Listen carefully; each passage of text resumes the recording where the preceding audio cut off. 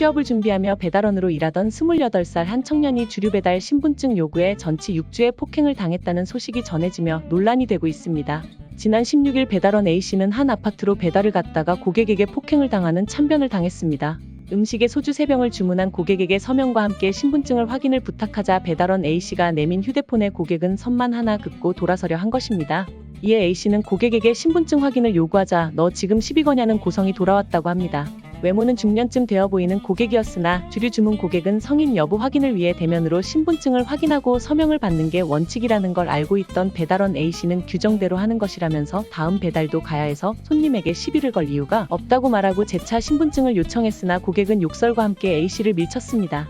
이후 배달원 A씨가 경찰에 신고를 하니 고객은 신고 다 했냐? 그럼 맞아야겠네 라는 말과 함께 무차별 폭행을 시작했고 A씨의 얼굴은 사진과 같이 온통 피범벅이 된 것입니다. 현장에 도착한 경찰이 응급차를 불러줘 인근 병원으로 이송되는 동안 A씨는 친구에게 살려달라고 전화를 걸었다고 합니다. 병원 진단을 받으니 왼쪽 완화 골절로 전치 6주의 진단을 받았습니다. 170만 원이나 나온 응급실 치료비는 자부담을 해야 했습니다.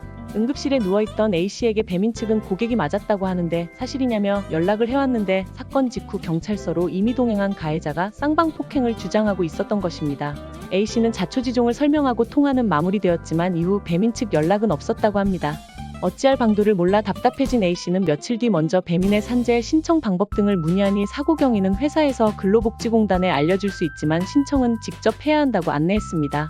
배민 측은 응급실에서는 라이더 케어를 위해 연락했던 것이며 3차례 지원 가능한 내용을 안내했다고 밝혔습니다.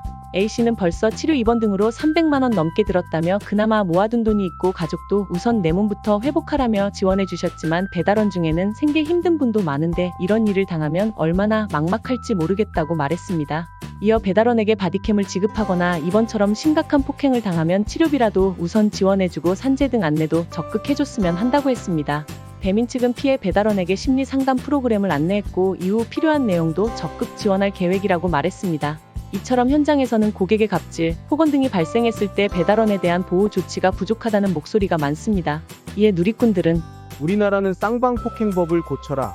저 정도면 일방적으로 맞은 거지 일방적으로 맞아도 상대방이 안 맞았는데 맞았다고 하면 맞은 사람은 억울하지. 일단 폭행한 놈 순학질이다. 이건 폭행죄가 아니라 보다 형량이 무거운 상해죄다. 경찰에 신고했으면 곧 경찰이 올 것인데 그래도 중상해를 입히다니 형사적으로는 경찰에 신고했으니 됐고 민사상 손해배상 철저히 받아야 치료비에 일 못한 날들과 정신상 충격에 따른 위자료까지 빨리 회복하길 바랍니다. 이 같은 반응을 보였습니다. 한국산업안전보건공단과 주요 배달 플랫폼들은 올해 배달라이더 직업건강 가이드라인 초안을 함께 마련했으나 고용노동부 검토가 길어지면서 배포는 현재 깜깜무소식이라고 합니다. 지금까지 배달파트너 채널이었습니다. 감사합니다.